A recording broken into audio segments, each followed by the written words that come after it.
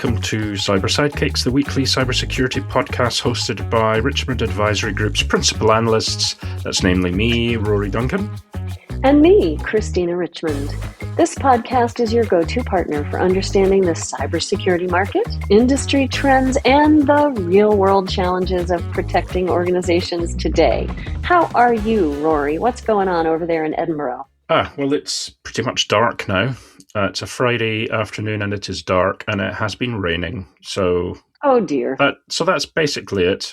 I am still struggling, kind of trying to stay awake, but I think it's just been another busy week. And as we get closer to Christmas here, we all get a little bit fatigued and zooming around buying presents and things. Indeed. So, and you, how are you? But I think also the dark. And I was going to say, I'm tired as well. I think it's the dark. Being up here in the northern latitude, which you are and I am, we don't have as much daylight. It's dark and dreary. That just gets a little fatiguing. People want to curl up and go to bed at 4:00 in the afternoon. Yeah, this is true. This is true. But I'm well. I'm Right. good. I'm not really that festive. I'm trying, but I'm not really that festive. But we'll give it a go. Oh, well. Well, in the absence of overt festivity, what are we going to be doing in this episode, Christina? Yeah, this is festive for us. We really enjoy recording the podcast. We hope you enjoy listening. This will be part 2 of our year in review, the 2025 year in review. We will be looking at the heroes of the year and the zeros of the year. We're not calling out individual names or companies for the zeros, but we do have some zeros, very much so. And then there's some sort of meh or ho-hum that we will talk about. So really, it's just us blathering on for this podcast, no guest, but we felt it necessary to complete the year in review and to give people a sense of what was 2025 all about. Yes, indeed. And on that note, last week we talked about Q1 and Q2, some of the merger and acquisition activity and so on of the year, and some of the AI aspects that we covered during the year. But if we look at one of the key topics in the third quarter of last year, and we looked a lot at geopolitical tensions and some of the ideas behind foundational security. So clearly it's been a tough year. If you look at some of the commentators when it comes to geopolitics and so on, Carol bought me a copy of the Economist's Look Ahead at 2026. It's a great magazine. It's got probably about 50 or 60 just some short snippets on different topics. And, this was something that had the geopolitical aspect kind of went through the whole thing. And their view was, well, we're never going to escape from that. It's just going to be perhaps a bit different next year, as in 2026. But it's kind of always been a feature, whether it's, wars or whether it's trade tensions or something, it will kind of always be there. But I think one of the things that we found was the threat of burnout has never been less. And that's something that the human toll we pointed out, kind of connecting with the human aspect that we mentioned last week in terms of the importance of having the human in the loop when it comes to AI. But there's more and more pressure. And I think a lot of that pressure is coming from many of the new types of attacks and the kind of, the geopolitical battleground that we see. So international cyber conflict, where we have, nation states becoming more involved, this move towards, high stakes state-sponsored campaigns, and then the response to that doesn't necessarily help the stressed out CISO if they've got that in addition to the everyday ransomware and phishing and so on that goes on. When it gets at that level, it becomes very serious. Well, and the drip is increasing, the Chinese water torture drip. And I think of the poor CISO, sitting in a water torture chamber with the drip on him or her. And the drip is increasing, frequency, intensity, quantity. And yes, AI is defensively giving us some tools that we like to say will help the CISO. But in all fairness, right now, it's a bit of the Wild West. It's still such a young time in AI. And it's being used offensively to the same degree, if not more so. So we're always playing catch up. So yeah, the human toll of CISO burnout is pretty massive. And that human element under pressure, as you say, I think is a huge thing. We had a chat with Damian Archer from TrustWave and then again with Harold Moss. And we were talking about the skills gap and debating whether there really is a skills gap. We companies want to hire the graybeards. Yeah. And they're in short supply and a lot of them are trying to retire. And the youngins need help. Now, maybe some of the LLM and agentic AI tools will help the tier 1 and tier 2 youngins, both in terms of taking some of their workload, but also in training them. But so is there a real skills gap? I don't know. But that human element is a huge thing. Yep. Absolutely. Yeah. We also saw, how on the opposite end, well, not the opposite end, but on the kind of offensive side, how many of the threat actors were, engaging in strategic partnerships with each other. And I think you've mentioned this before, Christina, how, we've got cyber criminals becoming much more organized, having HR departments and, holiday things. 401k. Yeah, all of that stuff. And then having partnerships with each other as you would do in the corporate world. But that's right. That's become something. In other words, they are providing services to each other, therefore allowing many of these threat actors to kind of scale up the range of activities that they do because they are outsourcing some of the bad actions to others. Which, that's right. Which is buying tools on the marketplace, the black marketplace. Yeah.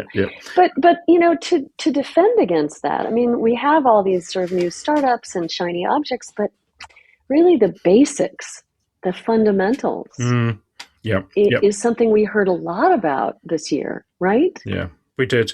I know a friend of the show, TK Chianini, the CTO at DNS Filter. He was on in episode 39. He made a very compelling case for shifting from, for example, basic resolving DNS to protective DNS. So he argued that it is one of the few controls with massive scale and efficacy that happens, before anything else can happen. So comparing the shift to the historical move from insecure telnet to secure SSH. Now, his point was that it's often overlooked. And I remember you saying, you actually asked TK, hey, how does it feel moving into this, a subject that's been around for 20, 30, 40 years, right? Since the beginning of the internet. And he was like, no, it's great. It's still real important and very relevant for these reasons, which is a fundamental, aspect of the frontline defense, right? And I loved talking with Eric Block, who's the VP of security over at Illumio. And that was episode 24. And he was like, we're obsessed with shiny objects and it comes at the expense of mastering the basics. And he drove that point home with such a powerful analogy. He was talking about, the security industry and comparing it to the pharmaceutical industry, where there's far more money to be made in selling Band-Aids than actually going after the root cause of a problem. So basics and fundamentals and hygiene. I mean, and then when I think back to the conversation in episode 30 with Mark Hughes, where he was talking about the boring bits, quote unquote, and how if we can get agents to do a lot of those boring bits, whether it's helping us with configuration right at the outset or patching after the fact to make sure that we're keeping on top of the CVEs that are being announced, I mean, that would take us a long way, wouldn't it? It would get us a long way down the journey towards some better security. It's not going to get us all the way, but it's going to help quite a bit. Yeah, definitely. And that was a theme that came through for the whole year and is likely to continue for next year. The number of times that we talked about that was quite significant. So, yeah. Yeah, indeed. Yeah. And then in fourth quarter, we've been seeing the heating up of platformification or platformization for several years now, right? But the platform wars just heated up even more. We saw Palo Alto acquire CyberArk, right? So that was to put a plug in the hole they had in their identity strategy in Palo's portfolio. So that deal provided them great capabilities in machine identity management and IGA, Identity Governance and Administration. Mm-hmm. CyberArk itself had also acquired Venafi and Zilla Security. So, it's interesting they had such a drop in their stock, though, after that acquisition. What do you think about that, Rory? Well, that's the strange thing about the stock market, isn't it? Is that it's all a big gamble, it's a big bet, and it's all about expectations versus reality. And in many ways, when companies buy other companies, or the reasons they do it for, perhaps more is expected of it at the time, but there's also speculative development. Apple is the same. Whenever Apple makes any announcement, even if it does a record-breaking quarter, of which it regularly does, the stock price always goes down initially, but then goes zooming up afterwards. So there is a bit of trading that goes on and a bit of speculation. Some people would say, some unkind people might say, oh, well, because it wasn't clearly an AI acquisition, which is unfair because of course there's a large part of that. But, maybe if it had AI in the name or was more obviously done for AI reasons, then right. Well, exactly. Give it, and that's purely because listeners, I'm not being too sarcastic about it, but yeah, that's where all the money's being thrown just now. Well, it's true. And then on the opposite end of the spectrum, Palo's been on this acquisition spree, right? Like, what did you tell me the other day? 7 or something since 2019 or some crazy number. 14, I think they're on their 15th now. Yeah. But Level Blue is also on an acquisition spree, but they're private. So they don't get that stock pendulum swing that Palo is going through, right? So Level Blue, they're young. They came out of the gate, 18 months ago. Yeah, it was in May 2024. Yeah, and so they're still quite young, but they have money burning a hole in the pocket somewhere because they have made several acquisitions. So M&A was a big thing, and we talked about this already, but it was also big in the platform arena because, as we mentioned with Google and Wiz, that was also a platform play. Yeah, that's right. The M&A discussion we had last week, I touched on a lot of this, but I think to your point, this is about the platform, right? It's not necessarily about buying products. This is about building out their platform, staking their claim to say, hey, we have a full portfolio of services, or we have a full portfolio of solutions for industry or whatever. The more you have, the more that you can offer to your existing customers, and or you can upsell across the way. So there is that. The last one on here, which was looking at the kind of platform end game, was a smaller scale, but Sentinel-1 acquiring Prompt Security and then Calypso AI. And good for them. They get high marks for having the AI in their acquisition. Yes, indeed. And if this was one of the kind of buzzwords or buzz phrases at the moment, in the same way with cloud, it was, cloud native platforms. And this is now, looking at AI native platforms for security. So this is very much designed to be a kind of an AI move. In other words, integrating AI security, posture management, and model security directly into its own Singularity platform. So the positioning of that was as expected, and to your point, it was a really good move. It was an astute move to integrate the AI capabilities within the platform itself, and that's how the market saw it. Yeah, no, and I hear the exhaustion of just even talking about all of this M&A and the platform wars that we're seeing. And it's sometimes exhausting to watch the tennis match between all of these companies, but it's also fascinating. But one thing that kind of lights my light, in a way, that is new, different. We analysts get bored easily, and so having something new to chew on is always fun, for me anyway. And it's preparing for the quantum era. Now, okay, folks, I know it's not here yet. We talked a lot about building the bunker. I think it was last week that we were talking about building the bunker for quantum, or was that the predictions episode? That was the predictions episode. But I do think it's a real thing. So this, HNDL is the acronym for the sort of attack scenario that is harvest now. So through ransomware, harvest your data now and decrypt it later, right? This is something that is real. Mm-hmm. And we are seeing lots of threat reports are talking about this. In fact, HPI, when I was with them in December, they talked about HNDL. Mm-hmm. So people are putting wood behind the arrow for PQC, for the post-quantum cryptography. IBM is, HPI is, others are that I've talked with and you've talked with. And there's beyond being ready for the quantum era, beyond being ready for it, there is just kind of again, hygiene opportunity. Mm-hmm, mm-hmm. It's this need for crypto agility.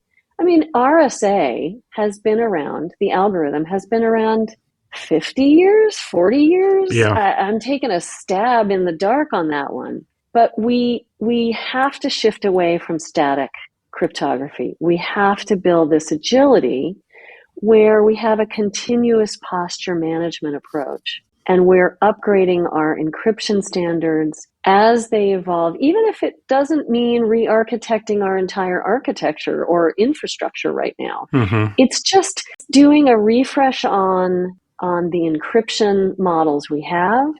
But while we're at it, folks, I think we do need to also join the fray and look at services to become more crypto ready for the quantum era. Yeah, absolutely. I think the last point on that one of our guests made was that he used the analogy with the Y2K bug, something That's right. The impending arrival of and for those of you who are too young to remember that, hopefully some of you on here are young enough to remember it.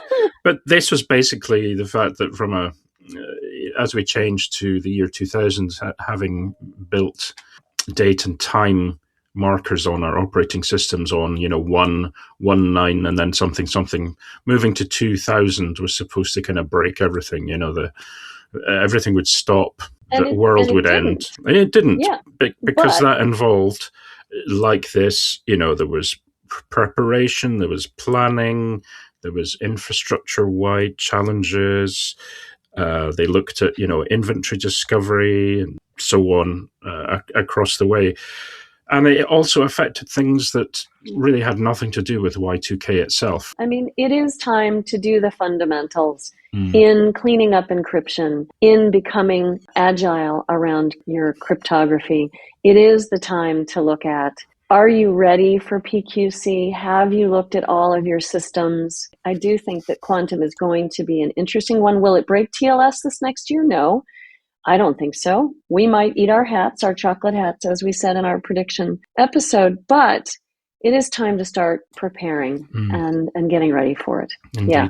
So, what I'm looking forward to next is the heroes of the year. Do you feel like we've tied off the year in review? Yeah, Rory, what do you say? I think so. Yeah. So who do you think is the number one hero of the year for Richmond Advisory Group? Or are there two? I think there's probably more than one or two, but I've picked out a couple, and I'm sure you've got some views on this, Christina.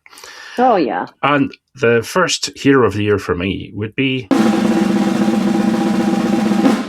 OWASP for all its great work. Now, this is not the first year that OWASP, I think, deserves our award, but it's the first time we've offered it, so there you go. All the great work that they've done during the year, tireless activities they've been up to, the professionalism, particularly during this year, the work on the Agentic AI SecOps Framework and Market Landscape report, which is a bit of a mouthful, but I think even at the time, it must have been a real challenge given how rapidly that part of the market is developing. New. Yeah. It was so new when they were working on it. Yeah. And, a herding cats comes to mind in terms of how on earth they managed to make sense of all that as the market was developing. It also, but didn't stop there. There was the AI security solutions landscape for agentic AI that they did as well in Q3. All of that kind of mapping it out, doing these graphical segmentation of the market, looking at vendors, looking at solutions. And some would argue, well, it's developing so quickly, it'll be out of date quite soon.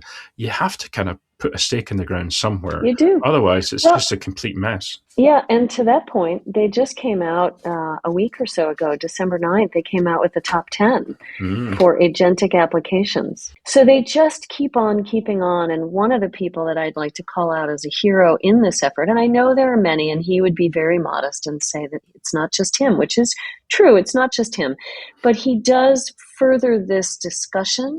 He does talk about it and write about it, and he works with the OWASP team. So a friend of the show, Rock Lambros of Rock Cyber, he has done a lot in this area. And I just want to give him a shout out and say he, to me, is one of the heroes of the year. First and foremost, OWASP, but also all of the people working with OWASP, and then a special shout out to Rock. Yeah, Rob, you'd absolutely deserve that, and great. And I know that you would probably say, "Oh, no, it's a team effort, and it's about the entire OWASP team." Yeah, for sure. But you came on the show and explained it to us, and we like you very much, and think you're doing great work. So that's why we're calling you out and not anybody else. So there you go. Right. Now we have revealed the true nature of this very objective award. That's right. Very objective. Exactly. Others are available if they would like to come and state their case to be a hero, but Brock, you're a hero. So there you go. Brilliant. So do we have a second hero of the year, do you think? Yes. So this is, well, maybe slightly more controversial. It involves politics. But I would say in a beneficial way, whenever you talk about government initiatives, it can quickly become a bit of a bun fight when it comes to the pros and cons. And a bun fight or a bum fight? No, not a bum fight. That's something different. A bun fight. I'll maybe have to explain that to you. A bun fight. It's just people throwing stuff around at each other. Oh, I see. Like kind of a food fight, you mean? Yeah, kind of like a food fight. Like that scene in, what was the Bugsy Malone? Remember at the end of Bugsy Malone? And they have this massive food fight, which is kind of iconic. Anywho, I would say that the current UK government, for introducing the Cybersecurity and Resiliency Bill to Parliament. Yes. And they've had the first reading done. Now, yes. Okay, we'll take the criticism. So yes, it's legislation, and it's at a federal and a government level. Now, I know that does trigger some people. Fair enough. Some people, that would be too much big government. Others, perhaps it's long overdue. And it is part of a regulatory environment, which also triggers people. But I think there's no doubt that unlike perhaps other laws which are motivated by, let's say, political ambitions or are contentious, this is all about strengthening cyber defenses specifically for essential public services. So healthcare, drinking water providers, transport, energy. Now, regardless of your political beliefs or slants, this stuff is really important. Part of the reason behind it was this kind of acceleration in what we've seen in Europe. Let's look at Ukraine, for example, where aggressors are not afraid to attack civilian infrastructure. That is critical for the survival of everybody, men, women, and children on all sides, regardless of their politics. So that's really important. It's, for me, then, they're a hero because it's not contentious. And I do know that this bill is cross-party, so it has bipartisan support. The bill looks at medium and large companies providing services like IT management, IT help desk support, and cybersecurity to private and public sector organizations like the NHS. They're going to be regulated for the first time. But this is because they hold trusted access across government, critical national infrastructure, and business networks. So it means, reporting mechanisms. It means accounting for themselves. They have to have robust plans in place to deal with the consequences, etc., etc. Now, we know some of this should have already existed. Some of it may exist in other forms elsewhere. But here's the thing. I think it's a really good start. Unfortunately, having accelerated due to the actions of some certain other countries in other parts of the world. Well, and that leads us to the zeros of the year. It does. Quite a good segue, actually. And I have the sad job of talking about, the zeros of the year, because sadly, what we have seen this year in the US is a significant shift and setting a tone of uncertainty, both around cybersecurity and around the development of AI. So earlier in the year, gosh, it was like our second or third episode, we talked about the implications of our new administration here in the US, its decision to dismiss many members of the Cyber Safety Review Board, the CSRB. There were serious concerns about continuity and stability, especially around Salt Typhoon. Now, I do know that investigation did continue forward. I don't know how well, but I will say that it is carrying forward. But I also have seen a lot of folks either dismissed or folks who have left CISA or the Department of Homeland Security. And so it leads to this, again, this lack of continuity, this lack of understanding of the seriousness, honestly, in the U.S. The seriousness, the danger to our critical infrastructure, just as the UK is building up some of their resilience, I feel like the US has taken its eye off the ball.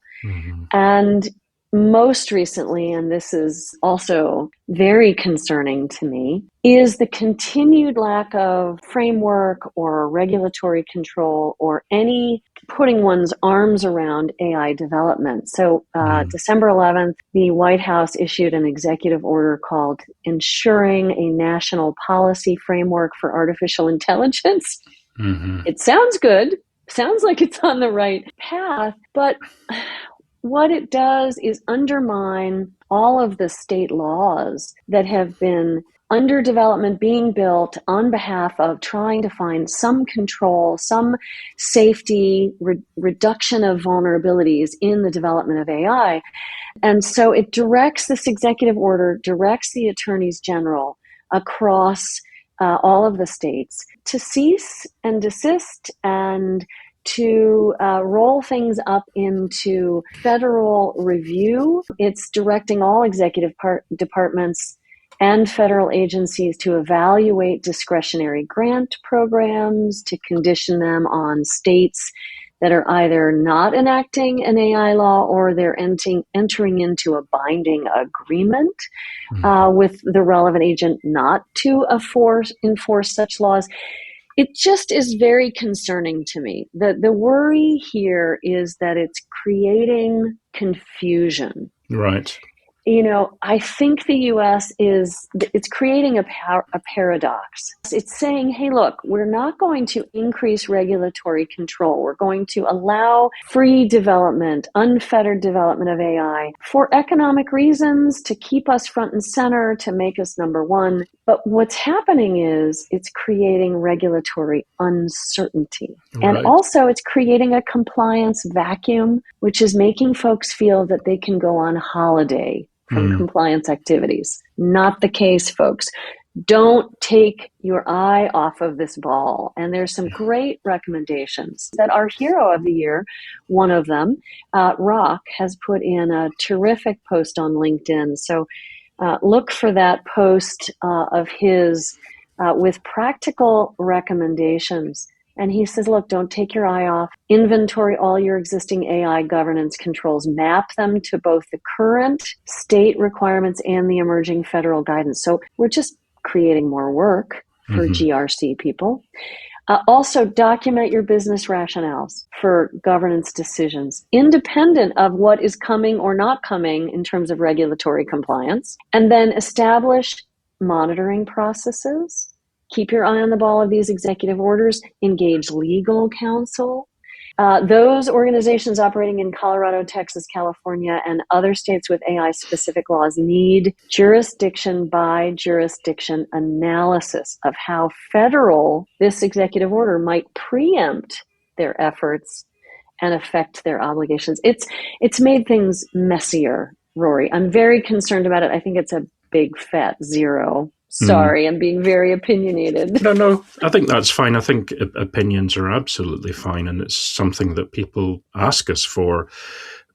It's always tricky when you have, changes in administration where strategically the objectives are seemingly different from what has gone before or what perhaps makes sense from a common sense perspective. And I think for something like cybersecurity, it's a very, very sensitive topic, particularly when it comes to who controls what and who sets the agenda in terms of regulations or not.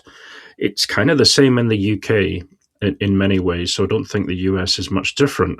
But it is one of these areas that, regardless of your political slant or your views on things, where possible, it really needs to be bipartisan or tripartisan, depending on how many parties you've got involved, because it affects the criticality of all of the services that we depend on, all of the day-to-day everything, life-giving, life-supporting services. Yeah, all of these things have, agree. and so that's a tricky one. But folks, we will continue to monitor that, and in coming episodes, we'll report back on how things are going and how we see things. And I think, I got kind of hot and bothered about that. And I do think sometimes we do have to be opinionated. But now to a more universal topic of ho-hum or meh things that happened this year. The big one. Yeah. What do you think? Well, outline it, because I think this is the absolute zero of the year. The absolute, and you suffered from it. So yes, 100%, you go. So this was in June of this year, and I had gone to a show in the UK and came back from said show not feeling great. And then I was floored. Literally for a month, I was feeling so bad. But for 2 weeks at least, it was bedbound. And that was the flu. So the zero of the year was, whatever that was, in conjunction with any trade show that happened in 2025. It was interesting because I was kind of feeling sorry for myself, thinking, well, as an older gentleman and, susceptible to these things. Afterwards, I talked to a number of the youngsters that were at the show, the mid 20-year-olds, early 30-year-olds, somethings who were manning the booths and so on. No, they all had it as well. So they did. Back to the dangers of the trade show diseases, folks. We had it light during the lockdown when we didn't really go to shows, but now that everybody's going to shows again, whoosh, all of the germs and diseases are going around. Yeah. So that was a low point for me during the year. Oh, terrible, terrible, terrible. And we do pick things up at shows. So boost your immune systems, do the basic fundamentals, the hygiene that we've talked about for cybersecurity. Do it for your own organism, please. On that note, we've covered a lot. We'd love to remind folks to sign up for our newsletter. It's free. It's called Signal Not Noise. You can go to our website, richmondadvisorygroup.com, and just put your name in. It's pretty quick and easy. You have to attest to the fact that, yes, you are opting in after you put in your email. That's it.